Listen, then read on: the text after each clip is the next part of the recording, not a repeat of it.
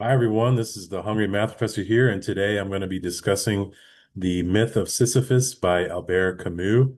The Myth of Sisyphus is an essay published in 1942, the same year that the novel The Stranger came out, which I also discussed already. And just to put this in a little bit of context, The Fall, this other novel that I discussed, was published in 1956, so much later in Camus' career. And The Rebel, which is another one of his bigger essays, which I will also read and discuss, was published in 1951. So you should think of The Myth of Sisyphus and The Stranger as being on the same plane, occurring in the same year, the same sort of plane of ideas of Camus in that part of his life. And in the beginning preface, Camus writes in 1955, in the beginning of the Myth of Sisyphus, he must have gotten a chance to write a preface later. He says that um, the Myth of Sisyphus marks the beginning of an idea which I was to pursue in The Rebel. The Myth of Sisyphus attempts to resolve the problem of suicide, and The Rebel attempts to resolve the problem of murder. Now, the way I think you should interpret this is the problem of suicide is about the individual. The individual is trying to understand what's the meaning of their life, and suicide is an acknowledgement in some sense of the lack of meaning and the fact that you should just sort of end it now. Murder is about how I interact with the others around me. So it's not just about the individual, it's about, multiples of people and the constraints that we put on each other in community and things like that. So when we get to the rebel, we'll be focused a little bit more on how people come together. But the myth of Sisyphus is very much focused on individuals and how individuals should act and how they should face the problem of meaning. But the way that Camus chooses to talk about the problem of meaning in is a very dramatic way, talking about suicide. So he says, there is but one truly serious philosophical problem, and that is suicide. Judging whether life is or is not worth living amounts to answering the fundamental question of philosophy. All the rest, whether or not the world has three dimensions, whether the mind has 9 or 12 categories, comes afterwards. These are games one must first answer. Okay, so again, though, I mean, this is a very dramatic way of saying it, and of course, this has this very negative, off-putting um, reaction. It creates this negative, off-putting reaction in a lot of people. But if I would have phrased it differently and said, "What's the meaning of life?" Many people attribute this question to philosophy, and it has been in, some ways and others, the question of philosophy. And the existentialists, I admire them for taking this question head on. But when you take this question head on, it's a very difficult question to answer if you really want to be honest in the strictest sense. So, but for Camus, he says, listen, if you care about the problem of meaning, what's a more pointed way of talking about that than suicide? Like, should you live or should we just kill ourselves now? Right? Again, it's a very dramatic way of phrasing it, but it's also very pointed, If you think you should live, then there needs to be some reason that you think you should, right? And just to be very clear, Camus is going to answer with an assuredly saying, yes, we should live.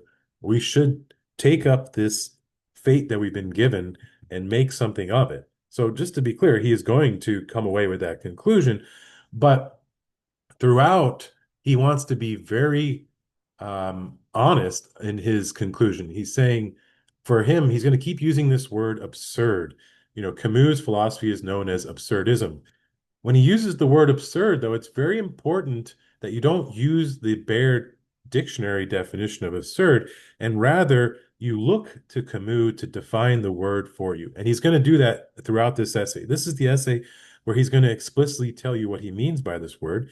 But he's also very careful to remind you that he's never going to give you a a box with a definition in it. Instead, he's going to continually try to describe absurd people, how they live, and from the many different examples and the many discussions, you're supposed to come away with an idea of what he means by the absurd. But I will attempt to give you some kind of a definition from what I take, and also he gives this sort of description throughout. To me, what he means by absurd is you fully realize the finiteness of your life. You acknowledge that you're going to die. And after you die, you don't know what's going to happen. Um, but as far as you can tell, nothing's going to happen afterwards. And if there is something that's going to happen, you have no access or ability to know what that is. You have no like ultimate meaning, source of meaning that comes with any kind of certainty. You'd love, Camus acknowledges like you'd love to be able to believe in some God, but no God seemed to give you any certain reason to believe in them.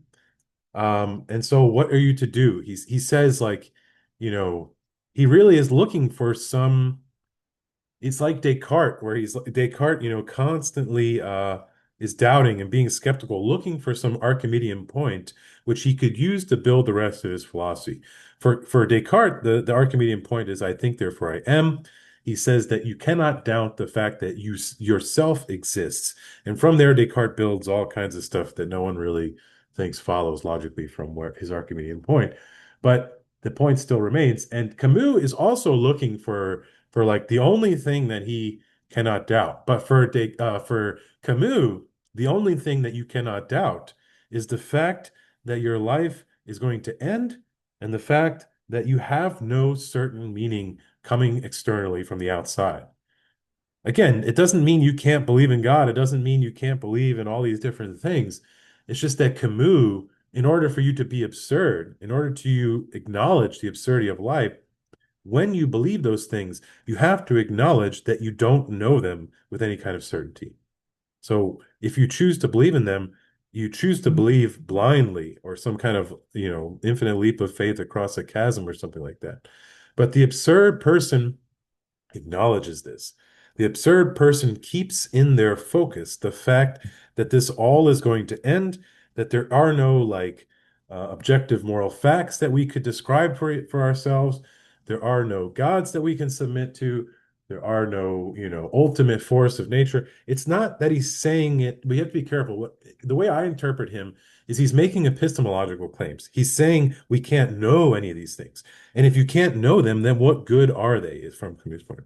He's not making metaphysical claims. He's not saying that he knows there isn't a God. He's not saying that he knows there's not some grand unifying force. That would be contradictory. He's just saying, um, if you can't know what's out there, then what's the point of believing? That's some kind of delusion, right? The only thing that I know for certain is that I'm going to die. Even that you could probably doubt, right? But anyway, uh, I think for Camus, that is the starting point. Okay. But he also seems to think that, like, you know, that being said, you might as well live your life anyway. There's no reason to end it.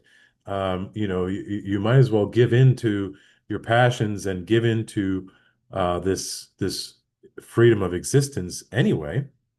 But when you do that, you should, again, the absurd man acknowledges this bizarre tension between the fact that I want to live my life, I want to enjoy it, I want to find some kind of meaning, and yet there is no like grand unifying meaning to find, or at least none that I could be absolutely confident of.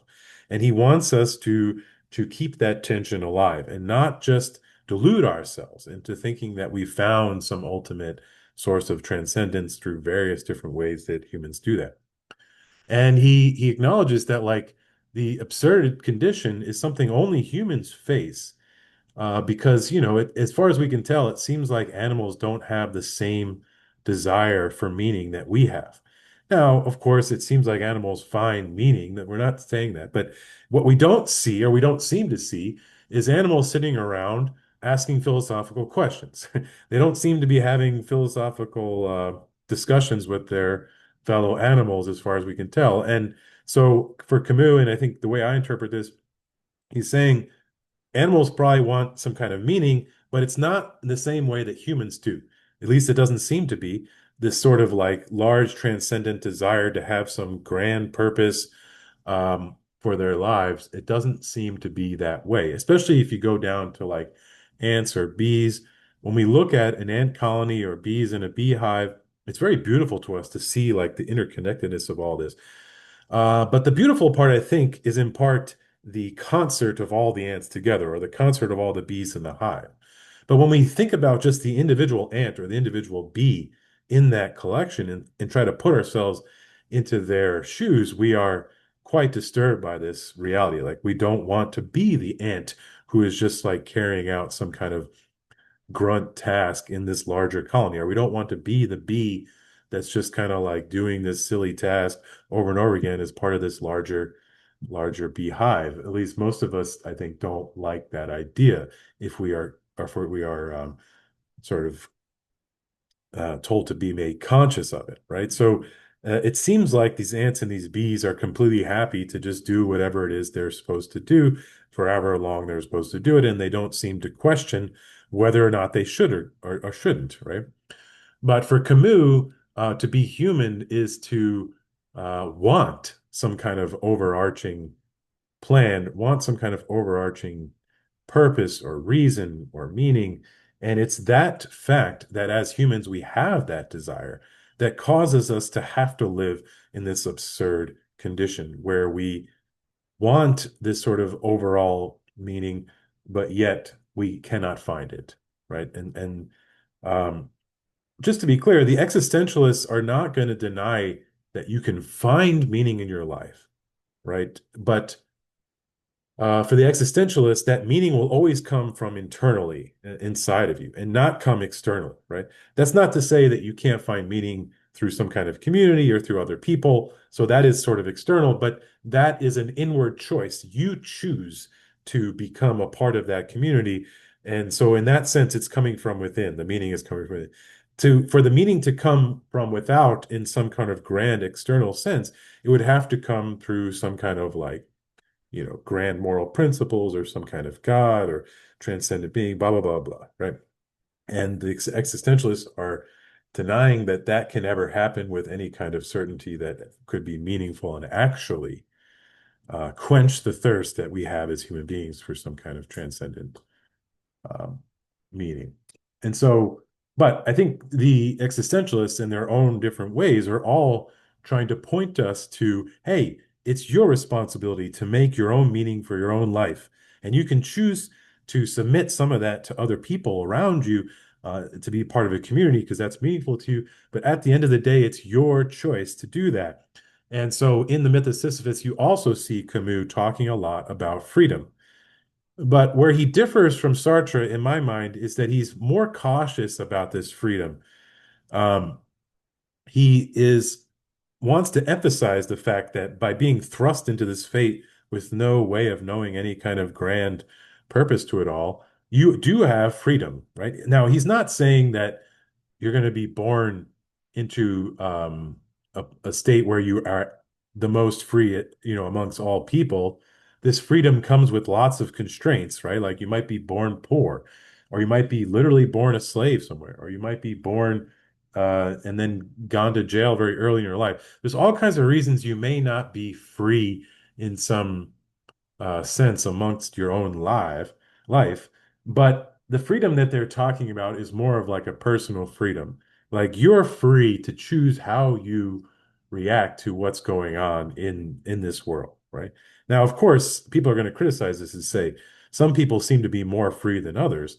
Yes, but we're free in the sense that we get to decide how we react to the constraints that we're in. That I think is true. But again, Camus is cautious, a little more cautious than Sartre in my mind, in saying that yes, we are free, but it's still this sort of absurd freedom. It's the thing we need to embrace, but we should also recognize that it's kind of meaningless and silly at the end of the day anyway, because at the end of the day, we're all going to die, and it doesn't seem like it's going to mean anything at the end of this, right? But again, we should embrace the freedom anyway and do our best, or just try to find some way to enjoy, this way. Um, and that's the absurdist sort of tension and the absurdist condition is living in that constant state of wanting to create meaning, wanting to do something with their life that seems meaningful, but at the same time acknowledging that it's all going to end in some finite amount of time and it doesn't really mean much, right? That is the constant tension between those two things. And he's constantly reminding us, don't flip the switch one way or the other. Don't fall into the trap of nihilism and depression and nothing means anything. I shouldn't do anything. Don't fall that way, but also don't fall the other way into what he calls philosophical suicide, where you build some grand story and just submit to it and just take the leap of faith across the chasm into some grand story and pretend like it's true. and trend like you know it's true, right? Maybe it is true, but you'll never know, right? And for Camus, this is what he calls philosophical suicide, where you just build some grand story and submit to it as if it was true. And he points to other existentialists as being people who have committed philosophical suicide, in particular Kierkegaard, who I'm more familiar with, but also Chestov and Husserl and others. He clearly has read these people and admires their ideas, but he is critical of the philosophical suicide that he contends that they have done, which is to just commit blindly to some set of ideas. And Kierkegaard is particularly pointed from my point of view because Kierkegaard recommends that we take the blind leap of faith across the chasm. The knight of faith is the one who says that rationality is absurd in some sense and goes beyond rationality to, where the knight of faith went, where Abraham went, which was to just, accept the absurdity of what God was asking him to do, which is to kill his chosen son Isaac, which was promised to him by God. In Kierkegaard's view, this is like the most noble thing you can do, is to go beyond reason. Reason is where, you can make sense of morality, but the knight of faith goes beyond reason and jumps into this state of absurdity where he's been told by God to kill his son, and he's going to do it. He's going to believe it blindly in this blind leap of faith, right? Beyond that. Camus is saying, no, don't do that. That's philosophical suicide. Kierkegaard talks about this blind leap of faith across this chasm. For Camus, the more interesting thing to do is not to leap, but to stay constantly on the cliff and constantly balance yourself on the edge of the cliff, not leaping across, but also not coming back onto the cliff. I love this. I know for some of you are going to find this really negative and depressing. I'm sorry, you don't have to listen to this, you don't have to read this. But for me, I find this liberating. You might find me to be bizarre, but I really do find this liberating because to me, I think the way I enjoy this, I'm like, thank you, Camus. Thank you for being willing to say these things that I feel like I need to say and no one else seems to want to say. But it means something to me. I want to acknowledge this constantly, and yet I want to live my life anyway. I want to live on that edge of that cliff, being able to acknowledge the fact that I'm going to die and it doesn't seem like it's going to mean anything. But at the same time, I want to live myself life with some kind of meaning. I still find ways to enjoy my life all the time. And that's the absurd condition I find myself in. So I kind of agree with Camus. Living on that edge of the cliff is is sort of more impressive to me than the blind leap of faith. That's not to say we don't read philosophy or read novels or explore. That's part of the way that we build internal meaning. That's part of the way I build internal meaning. You can build internal meaning however you like. I personally enjoy trying out all kinds of different explanations of how the world can be. But I remain absurd in the sense of Camus because I try to acknowledge at the end of the day that none of these I know to be true. Some I find more compelling than others. Some are more persuasive to me than others. But at the end of the day, I think there's something humbling and important about acknowledging that I don't know any of them to be more true than any of the other ones. I'm not denying that there's some truth to the world. I think there probably is. I'm just denying that humans have any access to it. Okay, as we move through, Camus will give you several different people that he considers to be living absurd lives as sort of examples of what it looks like to live absurdly. The first one he talks about Don Juan, who's sort of this famous womanizer who just kind of loves a lot of people but doesn't ever stick to loving one of them. And Camus is famously a womanizer himself. He was married twice, but was unfaithful throughout both of his marriages, as far as we can tell, or as far as we know, constantly unfaithful. And so it's hard not to think that Camus is trying to uh, cover his own basis there a little bit. But again, you might think that Don Juan is like an archetype of who the absurd man is. But after discussing Don Juan, Camus reminds us that this is not the only way to be absurd, and none of these examples are archetypes. They're just simply several examples of how it might look like for someone to live absurdly. And you can be in a committed relationship your entire life and live absurdly. You can be an atheist and live absurdly. He even talks about how you can be a Christian and live absurdly.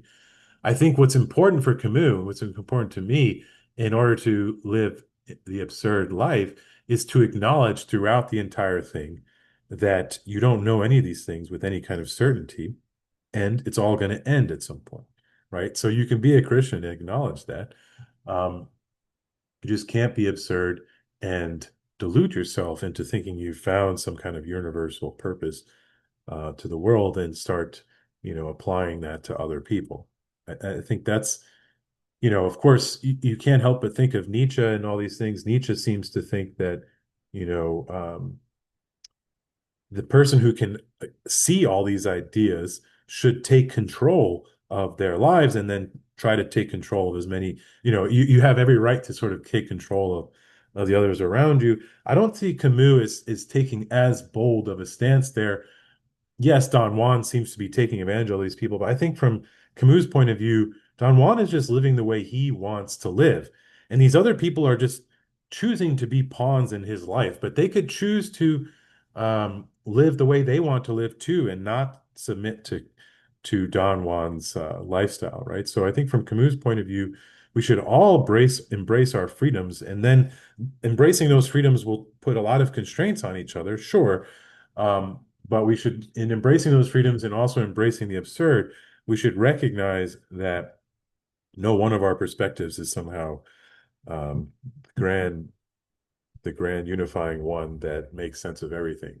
Now, there's a humility that comes with that in accepting those constraints.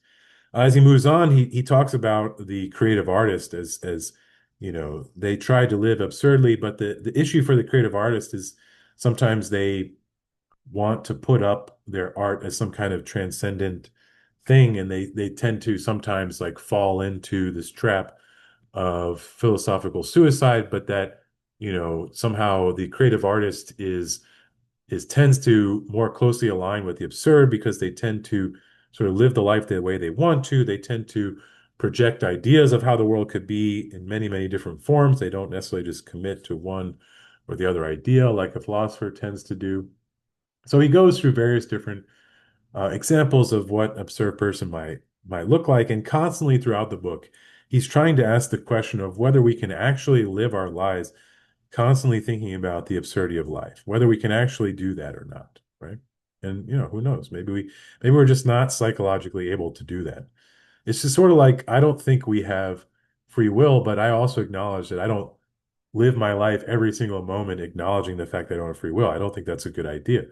I slip all the time consciously into thinking that I do have free will. And it seems like a completely reasonable thing to do because I don't really know whether I have free will or not anyway. It's just like I tend to be more persuaded by the arguments that seem to say that we don't have free will. But phenomenologically, as I live through my life consciously, I might as well just live as if I do, right? And that seems to be the answer to that question for me. And so you might say the same thing is true of the absurd. Like Camus wants us to live constantly acknowledging the absurd, but maybe we just can't psychologically do that. Maybe that's actually good. Like maybe the reason why we're able to create meaning for our lives is because we don't we don't constantly just acknowledge the absurd. Instead, our biology doesn't let us do that. Like we are not in complete control. We don't have complete freedom. There's all these biological constraints and all this DNA that's been evolved over tons and tons of years, which create this desire in me for eating food and sex and other things that I find meaningful beyond that, community and people. There's all these things that I don't get to choose, right? And I just have to submit to them. So, in some sense, at the end of the day, um, I submit the absurd condition is realizing that at the end of the day, I'm going to die and this doesn't seem to be meaningful.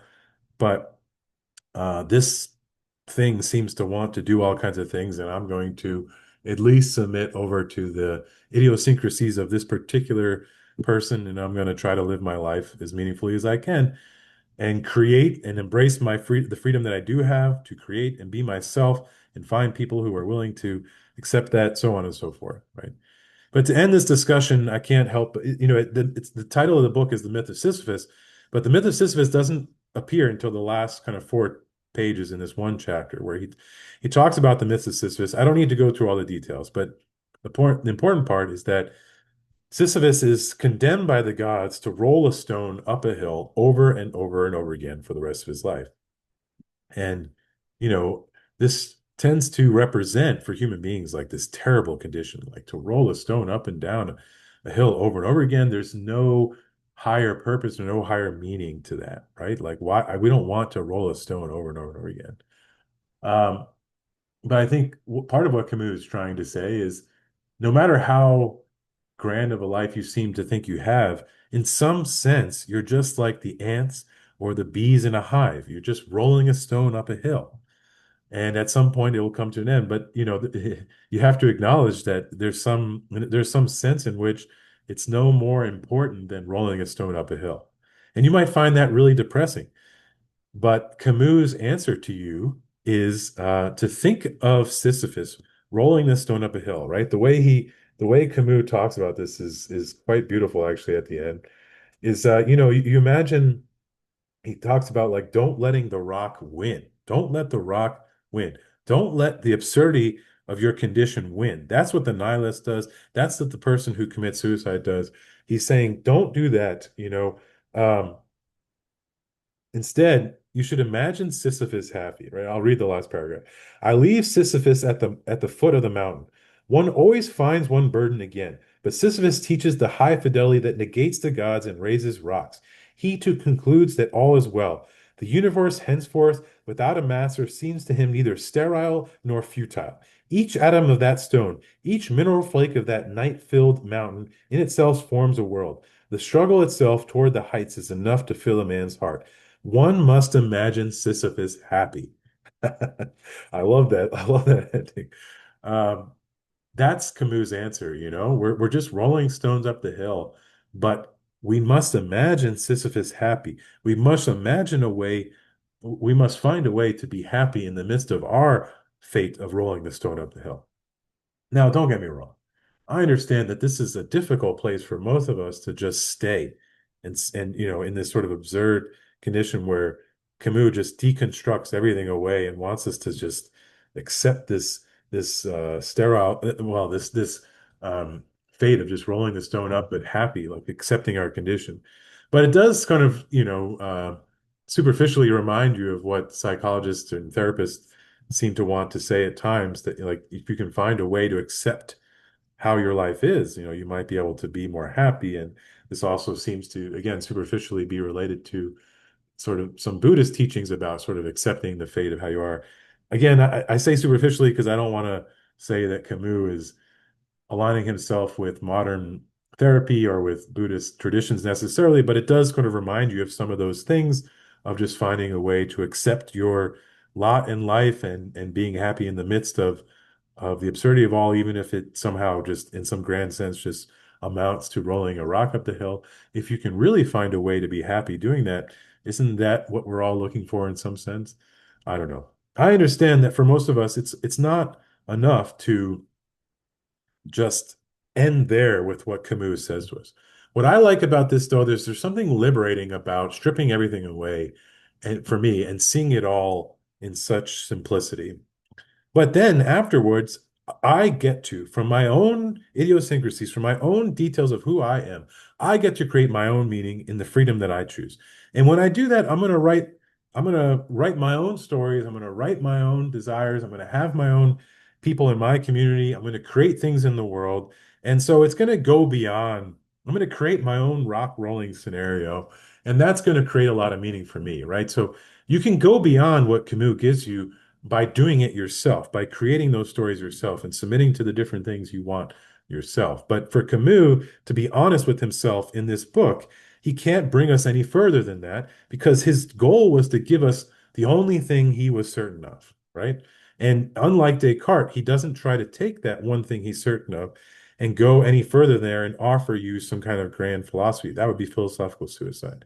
Instead, Camus leaves you right on the edge of the cliff and he says, it's your job now to create what you want to create. It's your job to find a way to make Sisyphus happy, to make your own self happy. It's not Camus' job to tell you how to do that.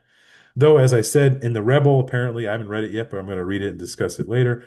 He does, um, here he's talking about the individual, right? So he needs to just focus on the individual and he can't go any further. But beyond the individual is we have to take serious the constraints of the other people that are around us. And in The Rebel, he's going to take more seriously the constraints of other people. And so we'll see what his answer is there. And The Rebel comes from his later philosophy, though we never really got to get a fully mature philosopher and writer out of Camus because he unfortunately died early. But anyway, that's The Myth of Sisyphus. I love it. I think it's worth reading, but if this discussion has you really depressed, then it's probably not a book for you. Fair enough, find some other book.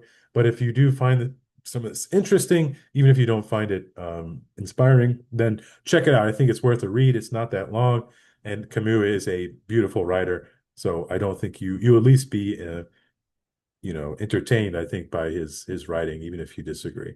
So let me know what you think. Like, comment, subscribe, and hope to see you at another video.